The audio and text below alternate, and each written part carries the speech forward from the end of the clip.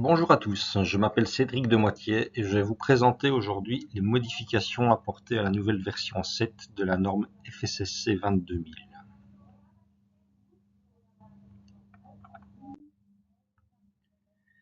Ce webinaire vous est présenté par le Centre de connaissances. En tant que centre de service, le Centre de connaissances fait le lien entre les différentes divisions de Normec Foodcare. Ces divisions sont notamment spécialisées dans l'analyse, le conseil, la formation, la numérisation, ainsi que le contrôle du goût et de la qualité.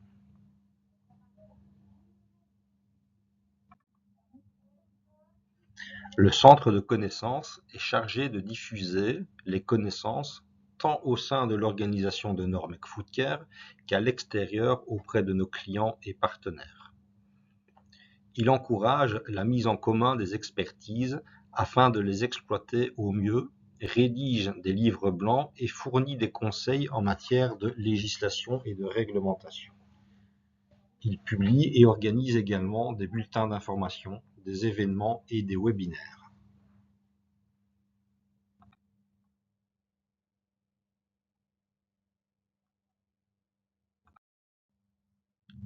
Nous sommes donc ici aujourd'hui pour parler de la nouvelle version de la norme FSSC 22000, à savoir la version 7. Celle-ci a été publiée en mai 2026. Les audits selon la nouvelle version seront possibles à partir du 1er mai 2027 et obligatoires pour toutes les entreprises certifiées à compter du 1er mai 2028. Concrètement, cela signifie que les audits selon la version 6 peuvent encore être effectués jusqu'au 30 avril 2027 inclus. À partir du 1er mai 2027, les audits selon la version 6 ne seront plus autorisés. Les audits de mise à niveau de la version 7 auront lieu entre le 1er mai 2027 et le 30 avril 2028, dans le cadre du cycle d'audit régulier de l'organisation. Et les certificats existants selon la version 6 restent valables jusqu'à leur date d'expiration, mais doivent être convertis à la version 7 au plus tard avant le 1er mai 2028.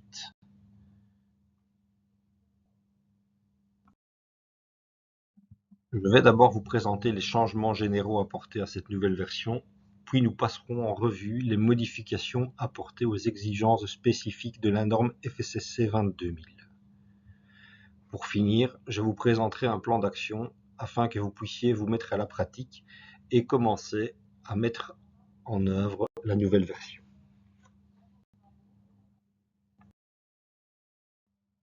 La norme FSSC 22000 est un référentiel de certification internationalement reconnu en matière de gestion de la sécurité alimentaire. Dans sa version 7, elle continue à s'articuler autour de 3 volets. La norme ISO 22000, 2018, les PRP spécifiques au secteur et les exigences supplémentaires de la FSSC. Cette structure de base est conservée, mais la version 7 renforce encore les exigences à plusieurs égards et modernise le référentiel. Un premier changement important réside dans l'affinement du champ d'application et des catégories de la chaîne alimentaire, mieux alignées sur la norme ISO 22003-1. Les délimitations ont notamment été clarifiées au sein de la catégorie F qui englobe le commerce, la vente au détail, la vente en gros et le commerce électronique. Les organisations exerçant plusieurs activités ou disposant de flux de processus complexes ont donc tout intérêt à réévaluer de manière critique leur champ d'application et de certification. Par ailleurs, la nouvelle série ISO 22002-2025 pour les PRP a été introduite. Celle-ci met davantage l'accent sur la prévention, la maîtrise de l'environnement et l'efficacité démontrable des mesures opérationnelles. Pour de nombreuses entreprises, cela signifie que les procédures existantes, les mesures d'hygiène et les instructions de travail doivent être révisées.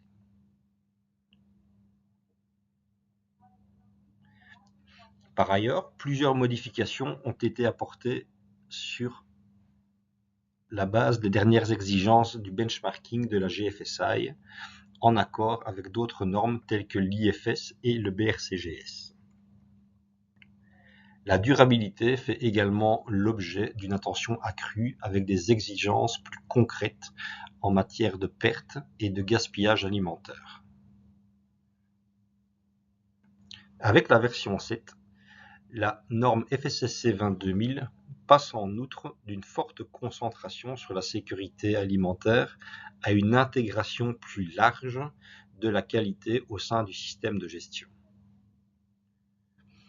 Outre la culture de la sécurité alimentaire, la culture de la qualité occupe désormais une place centrale avec une attention accrue portée au contrôle qualité, à l'implication des collaborateurs et à la maîtrise de l'étiquetage et des changements de produits.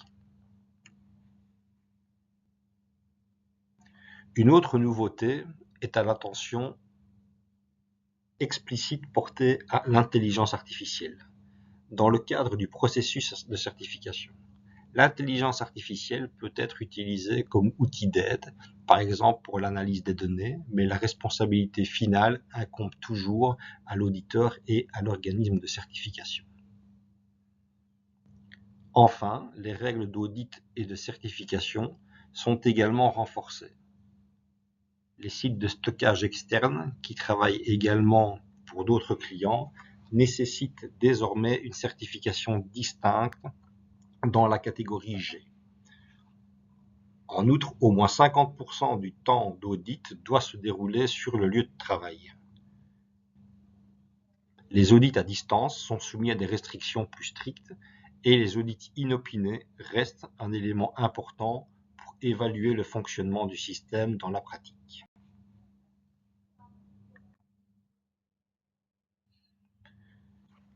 Avant d'aborder plus en détail les modifications spécifiques apportées aux exigences de la norme FSSC 22000, je voudrais m'attarder un instant sur les nouvelles normes relatives au PRP, dont la version 7 exige désormais qu'elles soient respectées par les entreprises. La série ISO 22002,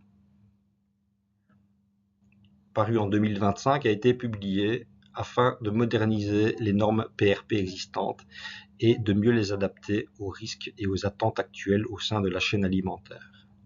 La version précédente était obsolète sur le fond et présentait des différences structurelles importantes d'un secteur à l'autre, ce qui rendait parfois leur application et leur interprétation complexes. Avec cette mise à jour, l'ISO vise à créer une plus grande harmonisation entre les différentes normes PRP sectorielles, tout en s'alignant davantage sur les exigences récentes de la GFSI et les pratiques en vigueur de l'industrie alimentaire. La nouvelle structure de la série ISO 22002 est donc plus uniforme. Toutes les normes sectorielles suivent désormais la même structure de chapitre, la même terminologie et les mêmes principes de base, complétés par des exigences spécifiques au secteur lorsque cela est nécessaire. L'accent est davantage mis sur l'approche fondée sur les risques, la prévention de la contamination, la maîtrise de l'environnement, la maintenance, l'hygiène et l'efficacité démontrable des mesures de contrôle opérationnel.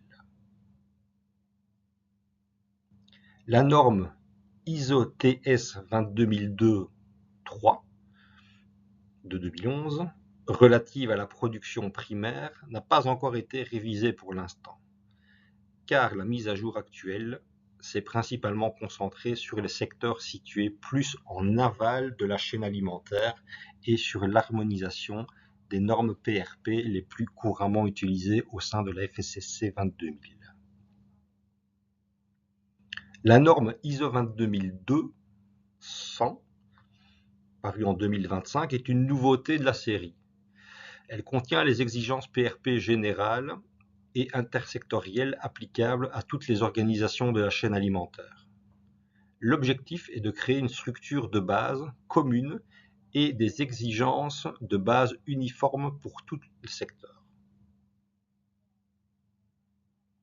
Les normes sectorielles telles que l'ISO 22002-1 pour la production alimentaire ou l'ISO 22002-4 pour les matériaux d'emballage doivent désormais toujours être utilisés en combinaison avec l'ISO 22200 de 2025.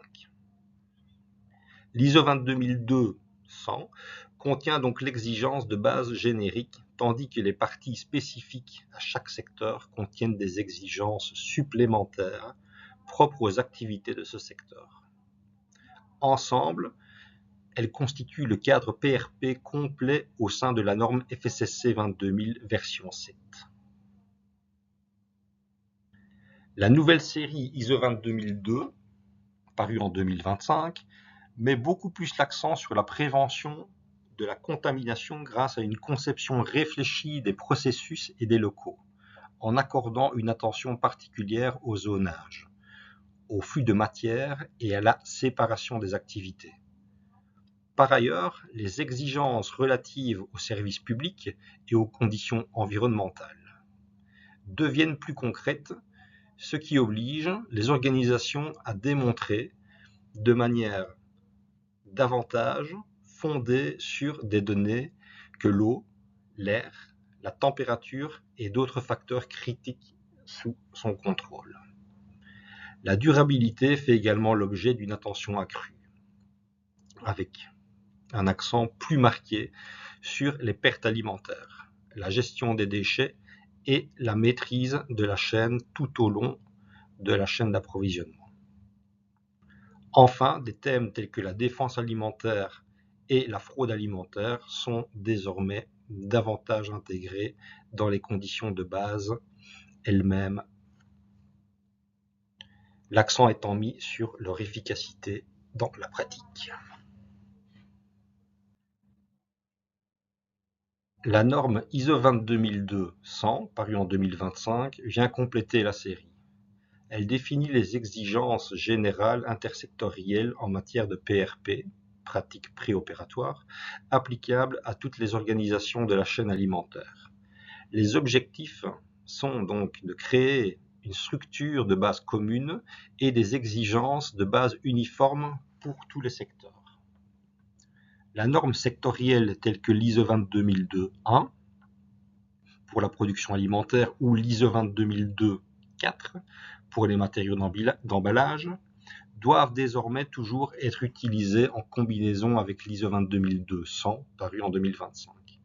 La norme ISO 22002-100 contient donc les exigences de la base générique, tandis que les parties spécifiques à chaque secteur contiennent des exigences supplémentaires propres aux activités de ce secteur.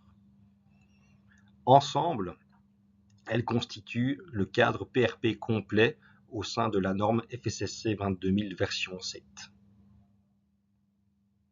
La nouvelle série ISO 22002, parue en 2025, met beaucoup plus l'accent sur la prévention de la contamination grâce à une conception réfléchie des processus et des locaux, en accordant une attention particulière au zonage, au flux de matière et à la séparation des activités.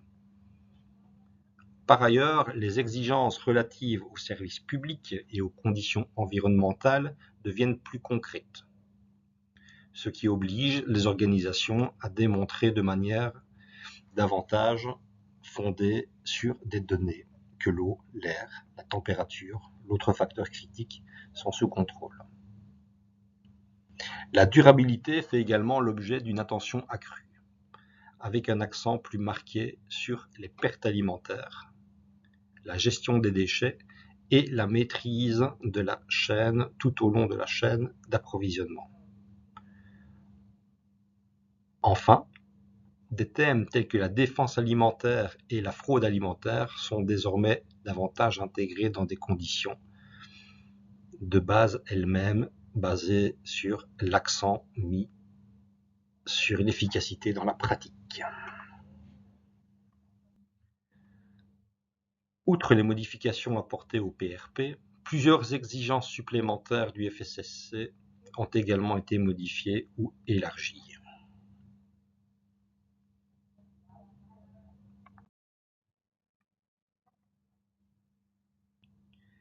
Les exigences relatives aux fournisseurs et aux spécifications ont été renforcées. Les organisations doivent démontrer que les matières premières et les produits sont conformes aux exigences en matière de sécurité alimentaire, de qualité et aux dispositions légales. En l'absence de législation, la FSSC exige désormais une justification scientifique des spécifications, y compris pour les paramètres microbiologiques, chimiques et physiques ainsi que pour les allergènes. De plus, les analyses critiques doivent être effectuées par des laboratoires accrédités selon la norme ISO/IEC 17025. Les exigences en matière d'étiquetage et d'imprimé ont également été élargies. Les organisations doivent démontrer un contrôle total sur le processus de création graphique, d'étiquetage et d'emballage, y compris l'approbation de gestion de modifications, la détection des erreurs et la validation. L'accent est fortement mis sur la prévention des erreurs vis-à-vis du consommateur. Dans la version 7, la défense alimentaire et la fraude alimentaire vont au-delà d'un simple plan formel. Les organisations doivent démontrer que les mesures sont efficaces et mises en œuvre par des collaborateurs compétents et formés. La formation et la sensibilisation jouent ici un rôle important. La gestion des allergènes est définie de manière plus claire et plus stricte. Les organisations doivent disposer d'un plan documenté sur les allergènes, comprenant une analyse des risques de contamination croisée, des mesures de contrôle validées et une vérification basée sur les risques. L'utilisation d'une mention telle que « peut contenir des traces de » doit être justifiée et ne peut être utilisée que lorsqu'il subsiste un risque résiduel. La norme évolue également d'une culture de la sécurité alimentaire vers une culture de la qualité plus large. La direction doit non seulement fixer des objectifs, mais aussi fournir des moyens nécessaires et démontrer que les collaborateurs contribuent activement au système, faisant ainsi de la culture un élément mesurable du système de gestion. Dans la version 7, la qualité est davantage intégrée au système de gestion. Les organisations doivent définir, suivre et analyser les paramètres de qualité et les prendre en compte dans les audits internes et les revues de direction. Les exigences relatives à la validation des lignes de production et au changement de produits ont également été renforcées afin d'éviter les erreurs d'emballage et d'étiquetage. Le développement des produits et la gestion des changements sont encore étendus. Outre la sécurité alimentaire, il faut désormais tenir compte explicitement de l'emballage, de la durée de conservation, des pertes alimentaires et de la durabilité. Les emballages doivent protéger les produits, favoriser la durée de conservation et limiter les pertes alimentaires, sans compromettre la sécurité alimentaire. Dans le secteur de l'abattage, les exigences en matière de traçabilité sont encore renforcées. Toutes les parties comestibles et la carcasse doivent rester entièrement traçables, jusqu'à la mise sur le marché pour la consommation humaine, y compris les sous-produits tels que le sang. Enfin, les exigences relatives aux pertes alimentaires et au gaspillage ont été précisées. Les organisations doivent mesurer et analyser ces aspects, puis les traduire en politiques assorties d'objectifs clairs et d'indicateurs clés de performance, KPI. L'accent est mis sur la prévention et la réduction des déchets. Pour ce faire, on suit la hiérarchie de gestion des déchets, c'est-à-dire essayer d'abord d'éviter les déchets, puis réutiliser ou recycler autant que possible ce qui est tout de même produit, et ne les éliminer qu'en dernier recours. Tout doit être intégré dans le système de gestion et régulièrement abordé lors des revues de direction afin de suivre le progrès. La version 7 de la norme FSSC 22000 marque une évolution claire vers davantage de profondeur, de traçabilité et d'intégration de la qualité et de la durabilité au sein du système existant. L'accent est plus uniquement mis sur la conformité, mais surtout sur l'efficacité du processus dans la pratique et sur la manière dont celle-ci peut être démontrée. Pour les organisations, cela signifie qu'une évolution approfondie de leur processus et de leur mise en œuvre sur le terrain est nécessaire, afin de pouvoir définir les actions d'amélioration ciblées et d'élaborer un plan d'action bien pensé.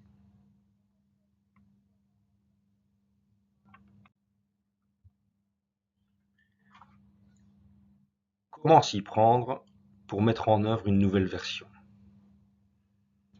Déterminez d'abord la date butoir, c'est-à-dire la date à laquelle la mise en œuvre de la nouvelle version doit être achevée dans le cadre de votre politique et de votre pratique en matière de qualité. Comme je l'ai expliqué au début de ce webinaire, les premiers audits selon la nouvelle version débuteront le 1er mai 2027. Et à partir de cette date, tous les audits se feront de toute façon selon la nouvelle version. Convenez clairement avec votre organisme de certification quel audit au sein de votre cycle de 3 ans se fera selon la nouvelle version. La plupart des entreprises disposent donc d'un an pour mener à bien la mise en œuvre. Vous commencerez ensuite par réaliser une analyse d'écart approfondie en comparant votre système actuel de sécurité alimentaire et de qualité aux nouvelles exigences de la norme FSSC 22000 version 7 et à la structure PRP adaptée. Vous obtiendrez ainsi une image claire de ce qui est déjà en ordre, de ce qui manque et des points ayant le plus grand impact pour vous. Vous réévaluez ensuite le périmètre de votre certification et les PRP appliqués, y compris la nouvelle structure relative à la norme ISO 22200 et les normes spécifiques au secteur. Cela est important pour vous que toutes les activités sont correctement classées et couvertes. Dans une étape suivante, vous transposez les nouvelles exigences dans vos processus et votre documentation. L'accent est mis ici sur la mise en œuvre pratique. Il ne s'agit pas seulement d'adapter ce qui est écrit sur le papier, mais aussi de veiller à ce que le fonctionnement sur le terrain soit conforme aux exigences, en accordant une attention particulière à la prévention, aux données, à la qualité et à la durabilité. Vous assurez ensuite un déploiement efficace sur le terrain grâce à la formation, à une communication claire et à la sensibilisation des collaborateurs afin que chacun comprenne les nouvelles attentes et les applique dans son travail quotidien. Enfin, vous mettez en place un suivi rigoureux via des audits internes, des indicateurs clés de performance, des analyses de tendances et des revues de direction. Vous démontrez ainsi non seulement que tout a été mis en œuvre, mais aussi que le système fonctionne efficacement et fait l'objet d'une amélioration continue. Je viens de passer en revue avec vous les modifications apportées et de vous présenter un plan d'action que vous pouvez mettre en œuvre vous-même.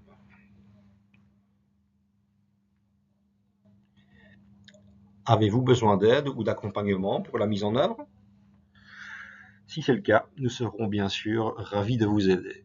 Outre ce webinaire, un livre blanc a également été publié, dans lequel toutes les modifications sont expliquées. Nos conseillers en assurance qualité peuvent venir réaliser une analyse des écarts. Elle en résultera une liste d'actions ciblées, adaptées à votre entreprise, que vous pourrez mettre en œuvre. De la même manière, nous pouvons vous aider à mettre en place un plan de culture de la sécurité alimentaire et définir vos objectifs. Sur la base de l'analyse des écarts, nous pouvons également déterminer quels autres aspects doivent encore être adaptés, tels que le plan de gestion des allergènes, la stratégie de lutte contre le gaspillage alimentaire ou la gestion des fournisseurs. Bien entendu, nous pouvons également vous aider à mettre en œuvre ces mesures.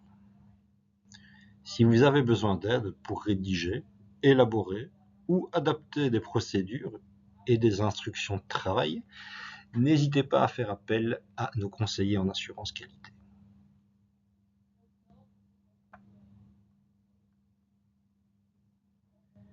Les compétences revêtent également une grande importance dans les normes GFSI. Nous proposons donc diverses formations sur mesure pour votre entreprise. Vous souhaitez approfondir vos connaissances et mettre vos acquis en pratique? Téléchargez nos livres blancs sur le site web de Norbec Foodcare. Plusieurs livres blancs sont disponibles, notamment sur la nouvelle version de la norme FSSC 22000, les emballages durables, ainsi que la validation et la vérification. N'hésitez donc pas à nous contacter pour toute question et nous vous répondrons dans les plus brefs délais. Vous pouvez également vous inscrire à notre newsletter mensuelle. Vous pouvez nous suivre sur LinkedIn et rester informé, entre autres, sur les événements, les webinaires, les formations que nous organisons. Nous disposons également d'une base de données de connaissances à laquelle vous pouvez vous abonner. Cela vous permettra de rester informé de toutes les modifications importantes apportées à la législation et à la réglementation. Et on vous donnera droit à 2 heures de conseils gratuits. Vous pouvez vous inscrire via le site web.